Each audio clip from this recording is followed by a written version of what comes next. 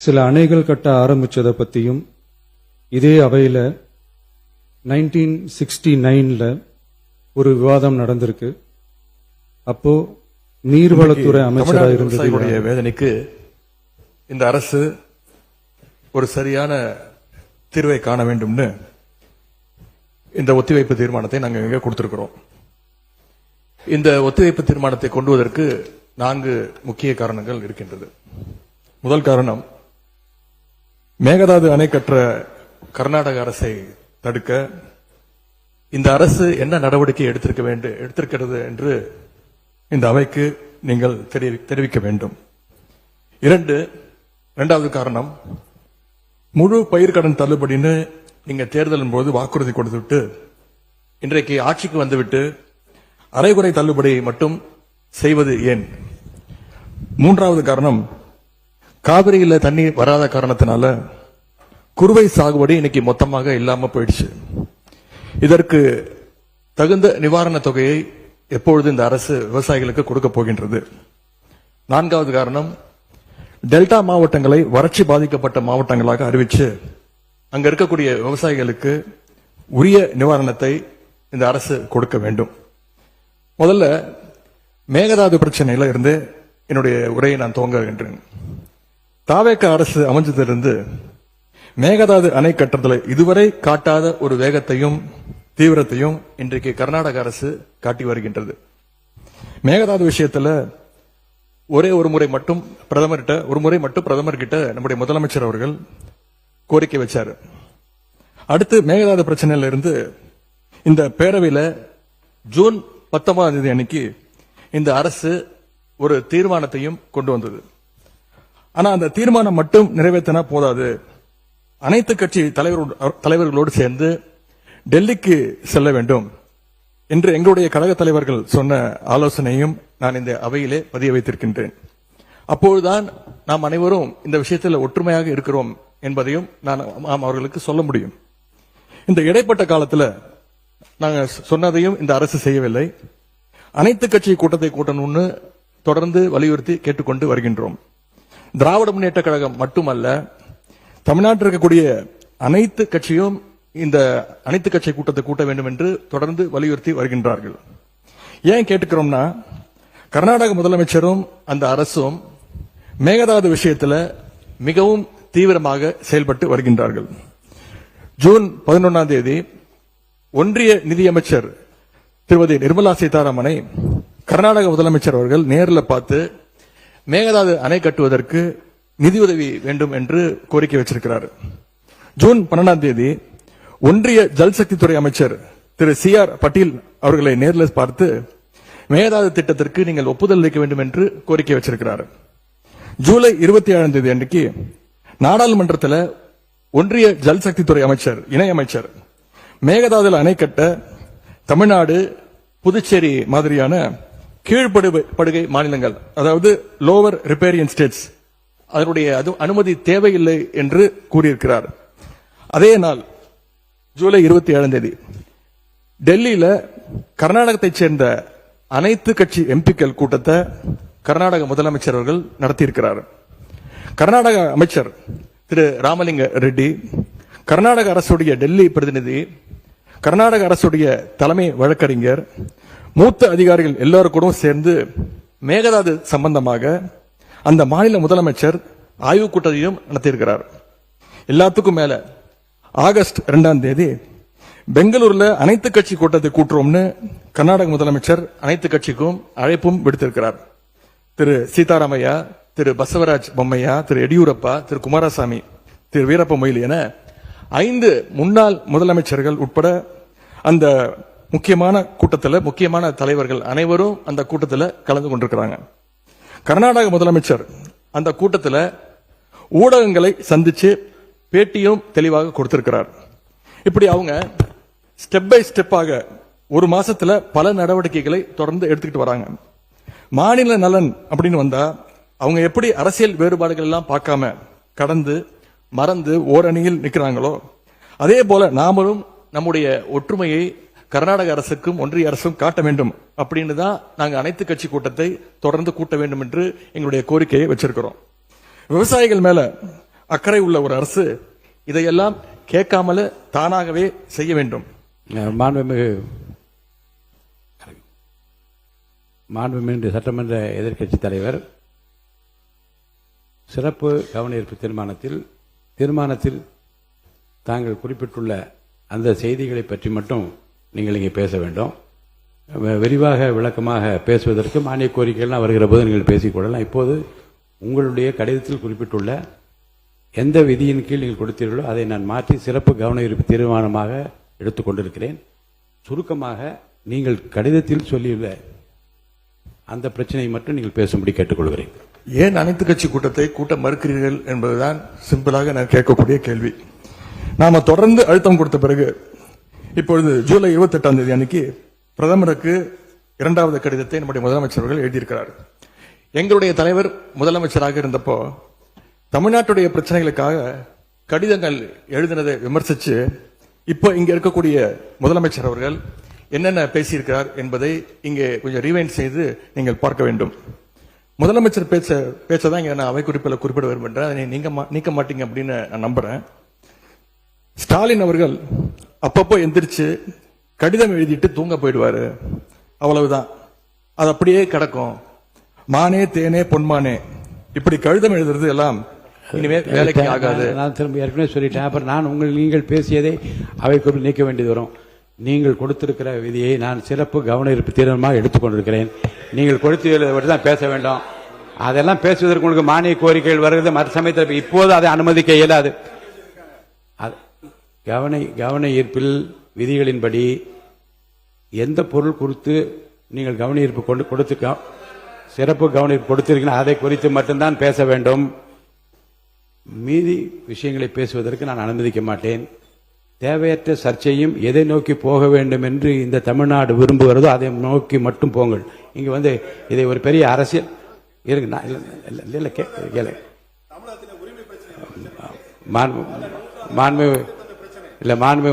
முன்னாள் முதலமைச்சருக்கும் தெரியும். இந்த ஜீவாதார பிரச்சனையை எப்படி கையாளுவது என்பதை பற்றி மாநில அரசுக்கும் தெரியும். இங்கே என்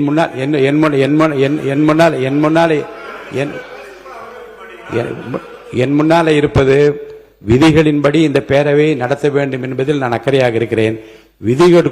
விதிகளுக்குட்பட்டு அவர் அவசியம் என்று கருதி அந்த பிரச்சனையை எடுத்திருக்கிறேன்.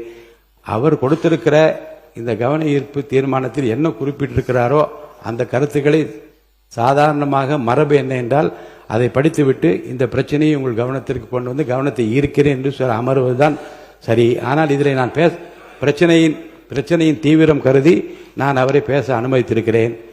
மேற்கொண்டு பிரச்சனையை அரசியல் நோக்கத்தில் கொண்டு செல்லாமல் இதில் நீங்கள் குறிப்பிட்டுள்ள இந்த பிரச்சனையை பற்றி மட்டும் படித்துவிட்டு அமருமாறு கேட்டுக்கொள்கிறேன். மாண்பு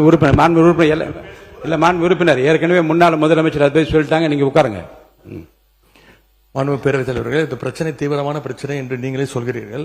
நான் கேட்பதெல்லாம் ஒன்றுதான். நாங்கள் தொடர்ந்து அனைத்து கட்சி கூட்டத்தை கூட்ட வேண்டும் என்று கேட்டுக்கொள்கின்றேன். காவிரியில இந்த பிரச்சனை தீர்ப்பதற்காக கர்நாடக அரசு தொடர்ந்து அனைத்து கட்சி கூட்டத்தை கூட்டிட்டு இருக்காங்க. அங்க இருக்கிறவங்க எல்லாருடைய கருத்துக்களையும் கேட்கிறாங்க. ஏன் தமிழக அரசு அனைத்து கட்சி கூட்டத்தை கூட்டுவதை தவிர்க்கின்றது என்பதுதான் எங்களுடைய கேள்வி. அதாவது பேரவைத் தலைவர் வாயிலாக இன்னும் இங்க தெரிவிக்க விரும்புகின்றேன். இந்த அரசு ஒரு புது டெக்னிக்கை ரெகுலராக ஃபாலோ பண்ணிட்டு வராங்க. எதையாவது ஒன்று செய்யறதுக்கு முன்னாடி அந்த செய்தி இவங்களே லீக் பண்ணிடுறாங்க. உடனே அதற்கு எதிர்ப்பு பலமாக இருந்தா உடனே ஒரு யூடியூன் சொல்றேன். தேவையற்ற பிரச்சனை திருப்பும் நான் சொல்லுகிறேன். இந்த பிரச்சனையை ஒட்டி மட்டும் பேசுங்கள். எந்த ஸ்ட்ராட்டஜி இதெல்லாம் என் முன்னால் இருக்கிற பிரச்சனை தேவையில்லை. வாங்க. இந்த பிரச்சனையை ஒட்டி தான் தலைவர் பேசிட்டு இருக்கிறேன். முதலமைச்சர் அவர்கள் கர்நாடகா போறார் அப்படின்னு வேளாண் துறை அமைச்சர் ஒரு பேட்டி கொடுக்கிறார். அப்புறம் அவரே அதை மறுத்து பேசுகிறார். அப்புறம் இன்னும் 2 அமைச்சர்கள் அதிகாரபூர்வமாக எந்த முடிவையும் நாங்கள் எடுக்கவில்லை என்று கூறுகிறார்கள். 13 பேர் கொண்ட ஒரு குழு போகுதுன்னு திரும்பி செய்திகள்ல பார்த்தோம். கடைசியில் என்ன ஆச்சுன்னா கர்நாடக முதலமைச்சர் சொல்லிட்டார், நீ இந்த தமிழ்நாடு முதலமைச்சர் நீங்க வர வேண்டாம், நாங்க தண்ணி எல்லாம் கொடுப்பதற்கு தயாராக இல்லை என்று கர்நாடக முதலமைச்சர் அவர்கள் தெரிவிக்கிறார். அவர் சொன்னது உண்மையா இல்லையா என்றால் முன்னவர் மாண்பு பேரவைத் தலைவர் அவர்களே, மாண்பு எதிர்க்கட்சி தலைவர்கள் தாங்கள் குறிப்பிட்டதை மறந்து ஒவ்வொன்றாக அவர்கள் பேசிக் கொண்டிருப்பது என்பது மரபின் அடிப்படையில் சரியாக இல்லை. என்று சொன்னால் இல்லை, முக்கியமான பிரச்சனை என்ற முறையிலே தான் அவர்களுக்கு இவ்வளவு நேரம் பேச அனுமதித்தார்கள். மீண்டும் அதையே திருப்பி திருப்பி நம்முடைய எதிர்க்கட்சி தலைவர்கள் ஒரு அரசியல் ரீதியாக பேசி வருவது சரியாக இருக்காது.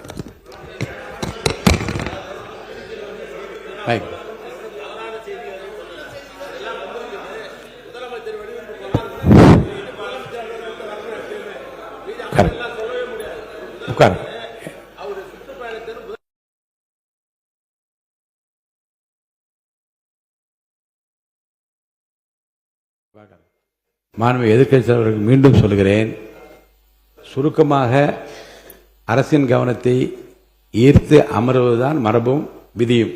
அந்த அடிப்படையில் உங்கள் பேச்சை நீங்கள் முடித்துக் கொள்ளுமாறு அன்போடு கேட்டுக்கொள்கிறேன். தவறாக எதுவும் பேசவில்லை. இல்ல, தவறு சரி. அனைத்து கட்சி கூட்டத்தை கூட்டப் போகிறீர்களா இல்லையா? எப்பொழுது கூட்டப் போகிறீர்கள்? இன்னொன்னு, கர்நாடக முதலமைச்சர் சொல்றாரு, முதலமைச்சர் இங்க வர தேவையில்ல, தமிழ்நாடு முதலமைச்சர் இங்க வர தேவையில்ல, தண்ணி நாங்கள் கொடுக்க முடியாது, தண்ணி இல்லை அப்படின்னு கர்நாடக முதலமைச்சர் சொல்லியிருக்கிறார். இதையெல்லாம் கேட்டுதான் நான் தெளிவுபட விரும்புகின்றேன். முதல்ல தமிழக முதலமைச்சர் கர்நாடகா செல்வதாக இருந்தாரா? அப்படி இருந்தால் ஏன் செல்லவில்லை? இப்பொழுது உங்களுடைய நிலை என்ன என்பதுதான் என்னுடைய கேள்வி. இரண்டாவது பிரச்சனை, பயிர்க்கடன் தள்ளுபடி பற்றி பேச விரும்புகின்றேன். தேர்தல் வாக்குறுதியில் நீங்கள் கொடுத்த வாக்குறுதி முழு பயிர்க்கடன். நான் இதெல்லாம் அனுமதிப்பதாக இல்லை. உங்களுடைய 56 விதியின் கீழ் கொடுத்திருக்கிற கடிதத்தில் ஒட்டி நீங்க நிறைய சொல்லிவிட்டீர்கள். நான் உறுப்பினர்கள் பேச வேண்டும். கவனத்தை ஈர்க்கின்ற அந்த நேரம் முடிந்துவிட்டது. நான் அடுத்த உறுப்பினரை பேச அழைப்பேன். எட்டிங்க வேண்டாங்க. நான் என்ன சொல்ல, நீங்க பாருங்க, உங்களுக்கு பேசுவதற்கு மாண்புமிகு எதிர்க்கட்சி தலைவருக்கும் மாண்புமிகு எதிர்க்கட்சிகளுக்கும் பேசுவதற்கு நிறைய அவகாசம் வேறு வேறு மானிய கோரிக்கைகள் வருகிறது. அப்ப நீங்க விரிவா விளக்கமா நீங்க பேசுங்க, பதில் சொல்லுங்க. அமைச்சர் முடிங்க. இரண்டாவது, இந்த பயிர்க்கடன் தள்ளுபடி நீங்க தேர்தல் வாக்குறுதி கொடுத்திருக்கிறீங்க, முழு பயிர்க்கடன் தள்ளுபடி அப்படின்னு. மாண்புமிகு பேரவைத் தலைவர் அவர்களே, மாண்புமிகு எதிர்க்கட்சி தலைவர்கள் கொடுக்கின்ற சிறப்பு கவன ஈர்ப்பு தீர்மானத்தில் அது இடம்பெற்றிருக்கிறதா என்பதை அறிய விரும்புகிறேன். போதும்.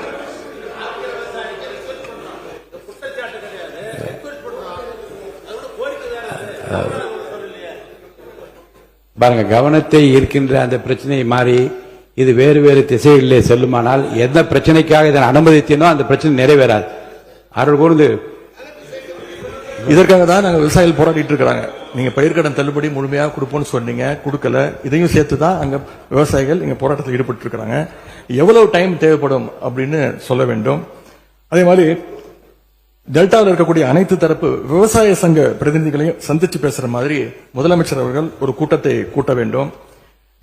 மூன்றாவதாக, குறுவையில நஷ்டத்தை சந்திச்சிருக்கக்கூடிய விவசாயிகளுக்கு இந்த அரசு உரிய இழப்பீடு வழங்கணும்னு கேட்டுக்கொள்கின்றேன். எங்களுடைய ஆட்சியில 6.5 லட்சம் ஹெக்டேர் அளவுக்கு குறுவை சாகுபடி நடந்துச்சு. ஆனா இன்றைக்கு இந்த வருஷம் இந்த ஆட்சியில வெறும் 1.5 லட்சம் ஹெக்டேர் அளவுக்கு தான் குறுவை சாகுபடி நடந்திருக்கு. நீங்க ஸ்பெஷல் பேக்கேஜ் சொல்லி 134 கோடி அறிவிச்சிருக்கிறீங்க. அதை எத்தனை பேருக்கு கொடுத்திருக்கிறீங்க என்பதை இந்த அவையில தெரிவிக்க வேண்டும். ஏதாவது கணக்கெடுப்பு நடத்தியிருக்கிறீர்களா? மாண்புமிகு பொதுப்பணித்துறை அமைச்சர்.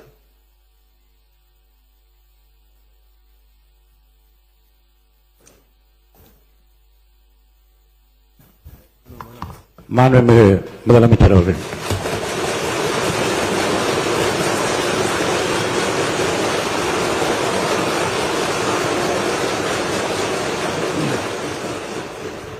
மாண்புமிகு பேரவைத் தலைவர் அவர்களே, உட்காருங்க. அவங்க பேசும்போது குறுக்கிட வேணாம், உட்காருங்க. இன்னும் இல்ல, இடையில அனுமதிக்க முடியாது. இல்லைங்க, இல்லைங்க, உட்காருங்க. நான் எல்லா வாய்ப்பு கொடுப்பேன். இருங்க, உங்களுக்கு கொடுக்குறேங்க. உங்க பேரை படிச்சு இருங்க. உங்க பேரை தெளிவா படிச்சுட்டேன். உட்காருங்க. உங்களுக்கு இல்ல, இப்ப அவங்க பேருங்க. அவர் இல்ல, இருங்க, உட்காருங்க. உட்காருங்க. விதிகளின்படி தான் நடக்குது. உட்காருங்க. நான் சொல்றதை கேட்டு. எதிர்கட்சி தலைவர் இன்னும் முடிக்கலைங்க. அவர் பேச முடிச்சிட்டாரா? இன்னும் எதிர்கட்சி இன்னும் முடிக்கவே இல்லை. உட்காருங்க. நீங்க அவர் பேசி என்ன அதுதான் பேசுறேன். எது சட்டமோ எது விதி அதான், எது விதி அதான் நான் பேசுறேன். எனக்கு பயப்பட சொல்லி நான் சொல்லுங்க. அவைக்கு பயப்படுங்க, விதிக்கு பயப்படுங்க. எனக்கு பயப்பட வேண்டாம், விதிக்கு பயப்படுங்க. மாண்புமிகு எதிர்க்கட்சி பேசி முடிக்கல. அவர் பேசி முடித்த இருங்க. அவர் பேசுகிற போது குறுக்கீடு பாருங்க. அவர் பேசுகிற போது தயவுசெய்து உட்காருறீங்களா? உட்காருங்க. என்ன உட்காருங்க, நான் அனுமதி தரேன். பேரவை முன்னவர் பேசுங்க. பேரவை முன்னவர் உட்காருங்க, பேசுங்க. நீங்க பேச கருத்து சொல்லுங்க. மாண்பு பேரவைத் தலைவர் அவர்களே, ஒரு நிமிஷம். மாண்பு பேரவைத் தலைவர் அவர்களே, எதிர்க்கட்சி தலைவர் சொன்னதற்காக இல்ல ஒரு நிமிஷம். எதிர்க்கட்சி தலைவர் குறிப்பிட்டதற்காக அதற்கு ஒரு பதில் அளித்ததற்கு பிறகு முறைப்படி உங்களுக்கும் அந்த வழங்கப்படும். ஆகவே நீங்க அதுக்குள்ள அவசரப்படாது. அதுதான் சொல்றேன், நான் அதுதானே சொல்றேன். மாண்புமிகு முதலமைச்சர் அவர்கள்.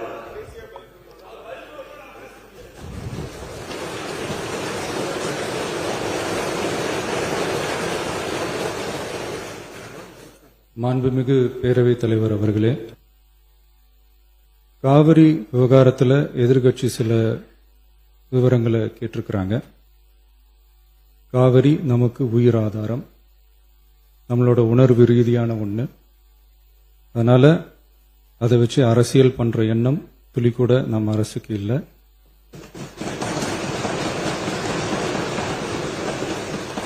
அதுக்கான அவசியமும் இல்லை. மேகதாது விவகாரத்தில் நாம் எல்லாரும் சேர்ந்து தான் தீர்மானம் போட்டோம். அதை நேர்முக கடிதமா மாண்புமிகு பிரதமர் அவர்களுக்கும் அனுப்பி வச்சிருக்கிறோம்.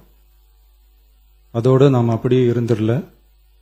ராஜ்யசபாவில் ஒன்றிய ஜல் சக்தி துறை இணை அமைச்சர் மேகதாது அணை பற்றி முழு விவரங்களை குறிப்பிடலைன்னு தெரிஞ்சதும் காவிரி நடுவர் மன்றத்தின் இறுதி தீர்ப்பு மற்றும் மாண்புமிகு சுப்ரீம் கோர்ட் தீர்ப்பு சம்பந்தமான விதிகள் மற்றும் பத்திகளை கோட் பண்ணி மேகதாது திட்டத்துக்கு எந்தவிதமான சட்டபூர்வமான அனுமதியோ நிர்வாக அனுமதியோ வழங்கக்கூடாதுன்னு மாண்புமிகு பிரதமர் அவர்களுக்கு அடுத்த நாளே நேர்முக கடிதம் எழுதினோம்.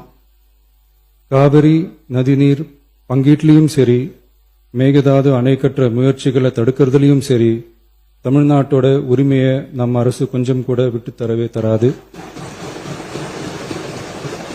அதுதான் நம்மளோட நிலைப்பாடும். அதே நேரத்தில் கர்நாடகாவில் சில அணைகள் கட்ட ஆரம்பிச்சதை பற்றியும் இதே அவையில் 1969 ஒரு விவாதம் நடந்திருக்கு. அப்போ நீர்வளத்துறை அமைச்சராக இருந்தது யாரு?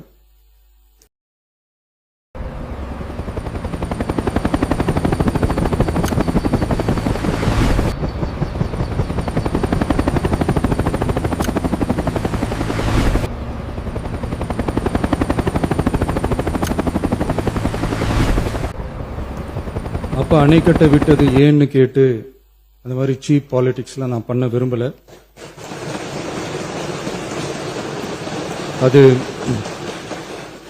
அது நம்ம நோக்கமும் இல்லை. ஏன்னா காவிரி விவகாரத்தை ரொம்ப கவனமா கையாளணும். எந்த கட்சி ஆளுகிறது, எந்த கட்சிக்கு பெருமை, யாருக்கு பெருமைன்னெலாம் பார்க்கக்கூடாது. இது தமிழக மக்களுடைய பிரச்சனை அப்படின்னு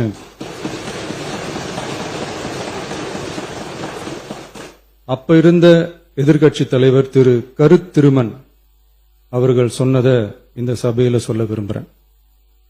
காவிரி பிரச்சனையில சம்பந்தப்பட்ட 2 மாநிலங்களும் ஒன்றிய அரசும் உட்கார்ந்து முடிவெடுக்கணும்னு 1969லயே இந்த சபையில பேசியிருக்கிறாங்க. அதுக்கப்புறம் நிலைமை வேற மாதிரியெல்லாம் போயிடுச்சுன்னு நம்ம எல்லாருக்குமே தெரிஞ்சதுதான்.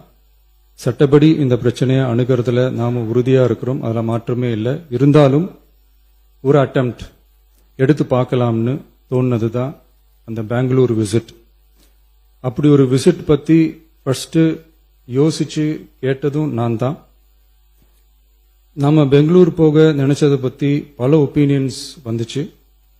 நாம போக நினைச்சதுக்கு காரணம், ஒருவேளை இந்த பிரச்சனை தீர்க்கறதுக்கான ஒரு பாசிட்டிவ் சைன் கிடைச்சா நல்லா இருக்குமேன்னு ஒரு எண்ணத்துல தான். இன்னைய காலத்துல பகை நாடுகளை பேசி தீர்க்க பார்க்கறாங்க, பக்கத்து மாநிலத்தோட பேசி பார்த்தா என்னன்னு நினைச்சேன்.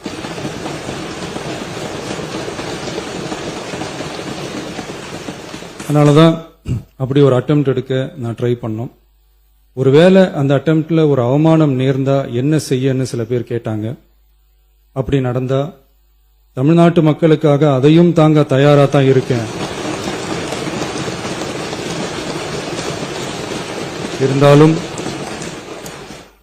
இருந்தாலும் நம்ம மேல அன்பு காட்டின அத்தனை பேருக்கும் என்னோட நன்றிகள். இந்த காவிரி விவகாரம் பத்தி மாண்புமிகு நீர்வளத்துறை அமைச்சர் அவர்கள் உரிய விளக்கம் அளிப்பார். அதே மாதிரி காவிரி பிரச்சனையால பாதிக்கப்பட்ட விவசாயிகளுக்கான அந்த இன்சூரன்ஸ் பிரீமியம் அரசே கட்டுறதை பத்தி கேட்டிருந்தாங்க. அதுக்கான விரிவான பதிலை மாண்புமிகு விவசாய அமைச்சர் அவர்கள் தருவார். அப்புறம் இந்த குறுவை சாகுபடிக்கு அந்த நிவாரண தொகுப்பு பத்தி எதிர்க்கட்சியிலிருந்து கேட்டிருந்தாங்க. அந்த குறுவை சாகுபடிக்கு அந்த நிவாரணம் ஏற்கனவே கொடுத்தாச்சு, வழங்கியாச்சு.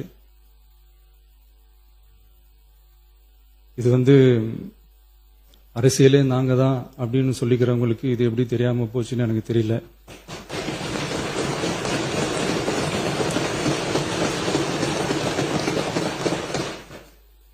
முன்ன பின்ன பேப்பர் படிச்சிருந்தா நாட்டில் என்ன நடக்குதுன்னு தெரிஞ்சிருக்கும்.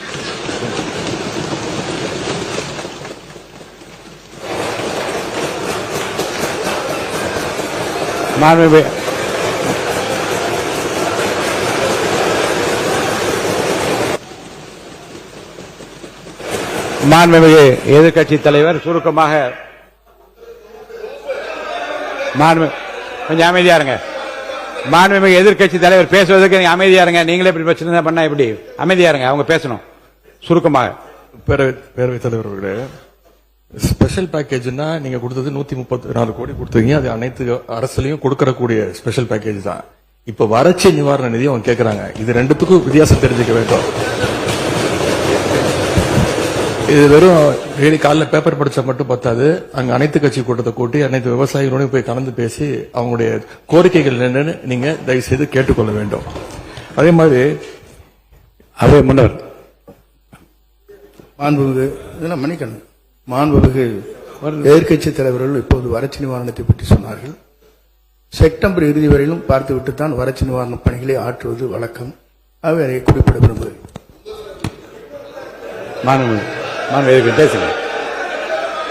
எதிர்க்கட்சி தலைவர், பேரவைத் தலைவர்களே பேச அனுமதிங்க. நீங்களே இப்படி பண்ணா எப்படி?